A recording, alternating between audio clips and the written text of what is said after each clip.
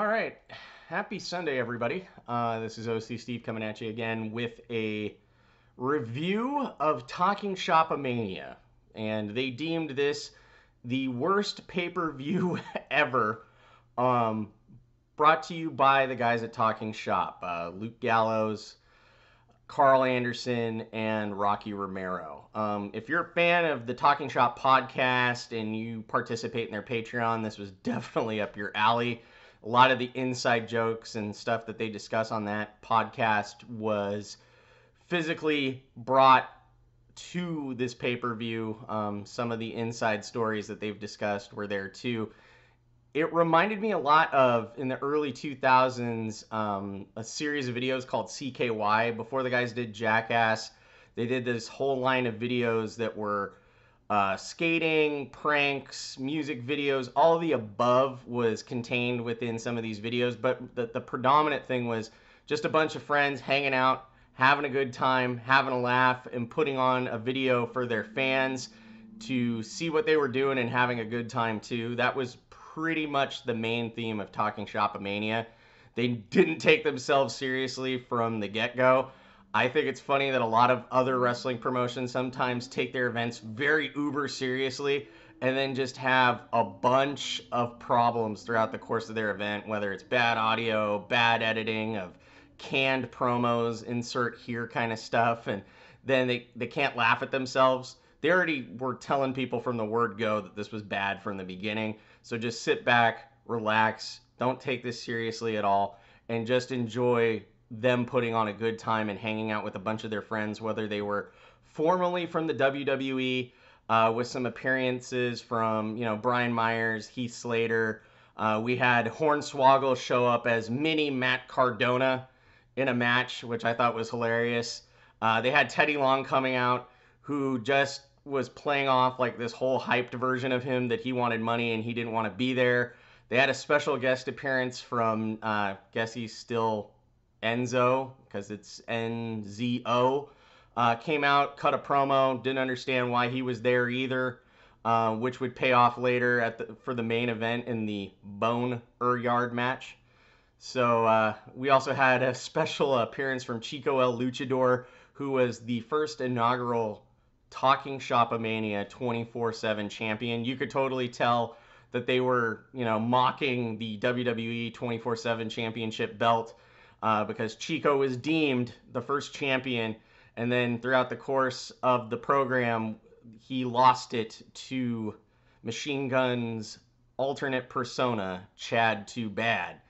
And this belt looks better than the TNT championship right now. I don't know who made their belt, but for a one-off potential pay-per-view, that belt looks better than the AEW mid-card belt. So just for some food for thought that those guys weren't taking this pay-per-view that very seriously, but had a really awesome looking belt. And that would lead into the main event of Chad Too Bad versus Doc Gallows' alternate persona, Sex Ferguson, in a Bone Yard match. They were directly making fun of the very last match that they were ever a part of in the WWE, which was the Boneyard match between AJ Styles and them together as the OC versus The Undertaker. And Luke Gallows was doing some of the best impersonations of Undertaker spots, between trying to roll the eyes and sounding like The Undertaker or sounding like Stone Cold Steve Austin. That's one of the reasons I enjoy watching or listening to Talking Shop, is his impersonations are just point on. They did all the spots. They had some random druid show up and they both fought them. They got on top of this hearse that apparently they bought for like $2,500 on eBay, and then they knocked each other out, and then that kind of went into this Wayne's World kind of moment. And then they flashed back to 2019, and they had a special appearance of the Young Bucks. If you've seen Being the Elite, this was just probably some B-roll footage that they filmed discussing like how they were pretty much going to be one of the main event guys in AEW when Wednesday Night Dynamite was coming in October. But they kind of did a farce of the real life situation, and mentioned that they got a better deal from Triple H. So that was kind of funny, seeing the Young Bucks have a little instant cameo there. Another funny little spot was the Rock and Roll Express setting up a meet and greet merch booth opportunity during their match where Enzo was trying to get autographs, and they just both looked at him and they're like, man, the Rock and Roll Express have no shame in trying to make a dollar. So it was just another little joke there. Ultimately, Chad Too Bad won it. He buried him. There was a lot of funny voiceovers and commentary from the guys from Talking Shop throughout the course of this event. You could just tell that they tried to take the best of the worst footage and did a mystery science theater thing throughout the night. Another funny moment was the whole Chavo Guerrero versus Chico El Luchador, family feud, to maybe potentially find out that the Luchadors and the Guerreros are distant relatives. Who knows? It's just some fun stuff. If they decide to do this again, I'll definitely watch it. It just reminded me very much of those kind of like friends hanging out, having a good time, doing some fun vignettes and sketches, not taking themselves at all seriously. Um, I think the best description of it is what they said. It's the best of the worst pay-per-view that you can ever imagine. If you're a fan of these guys, it's definitely a must watch. But if you're not, I can get why it's not for everybody.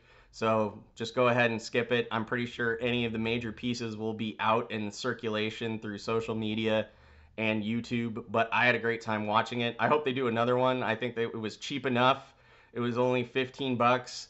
You could go to the comic book store and buy 4 major titles right now and spend more than that just for getting a couple issues of Avengers and X-Men and Batman and Superman. So this was about 90 minutes. It was worth my time. I had a bunch of laughs.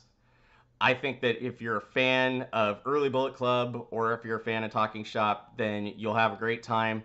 I hope they do another one down the line, but who knows? So those are just my thoughts about the event. Yeah, it was a hoot to quote Talking Shop. So that's my review. Thanks again for watching. If you enjoyed this video, please give it a like. If you're a wrestling fan, if you're a Talking Shop fan, please share this so we can get the word out. And let's keep the conversation going in the comments below. Once again, this is just something I do for fun. This is not my 9 to 5, so I appreciate any support I can get from people. So catch you on the next one. Have a great Sunday. Stay healthy, and we'll talk more wrestling later. Bye.